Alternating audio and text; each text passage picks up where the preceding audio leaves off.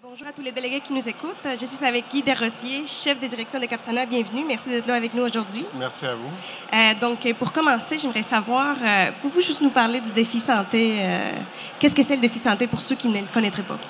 Le défi santé, c'est de rappeler à la population l'importance de 3 gestes en santé, 3 habitudes de vie qui sont protectrices pour notre santé, à savoir de manger plus de fruits et légumes, de bouger. C'est pas nécessairement de faire du sport, mais de bouger dans son quotidien, briser la sédentarité et également de prendre soin de sa santé mentale, de l'équilibre de vie. Parfois, ça va être l'importance du sommeil, de simplement déconnecter, prendre des pauses. Alors, c'est vraiment une approche globale et qui invite aussi les villes à aider, donc à y contribuer dans le sens que la santé, sur ces 3 gestes-là, c'est des choix individuels. Vous devez, vous, choisir de bien manger, de bouger.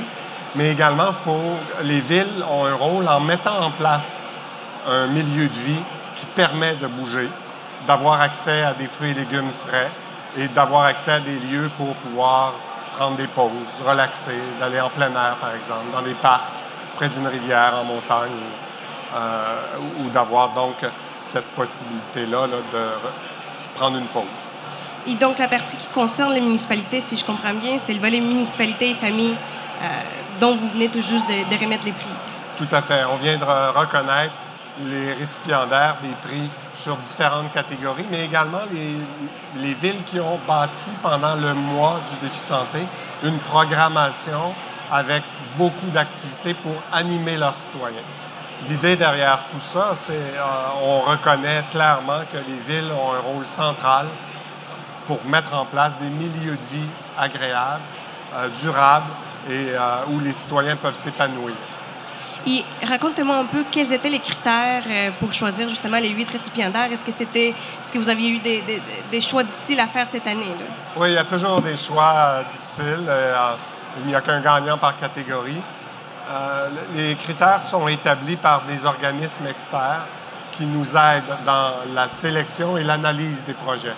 Alors, si on prend par exemple la saine alimentation, les projets sont évalués par l'Institut de tourisme et d'hôtellerie du Québec avec la coalition sur la problématique du poids. Et les 2 organisations nous ont aidés à bâtir les critères et évaluer les projets qu'on reçoit de manière à faire le choix du récipiendaire à chaque année. Maintenant, pour les gens qui nous écoutent et qui se demandent au niveau municipal, qu'est-ce qu'on peut faire pour améliorer les saines habitudes de vie? Concrètement, qu'est-ce qu'on peut faire? Bien, plusieurs choses. On vient de parler de saine alimentation, mais on aurait pu aussi parler de transport actif.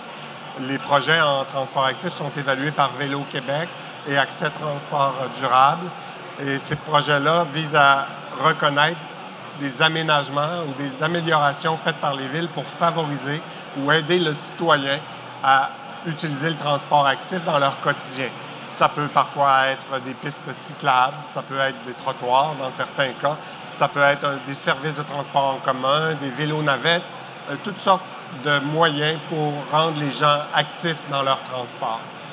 Et la dernière question, ce serait de savoir, au cours des prochaines années, selon vous, ça va être quoi les principaux défis auxquels les municipalités devront faire face justement pour continuer de promouvoir ces saines habitudes de vie? Bien, c'est clair que l'approche durable en santé est importante.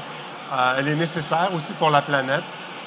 Donc, tout l'accès à une alimentation de proximité, une alimentation créée en ville, par exemple. Le transport durable vise à diminuer l'empreinte de carbone, donc diminuer l'utilisation des voitures individuelles.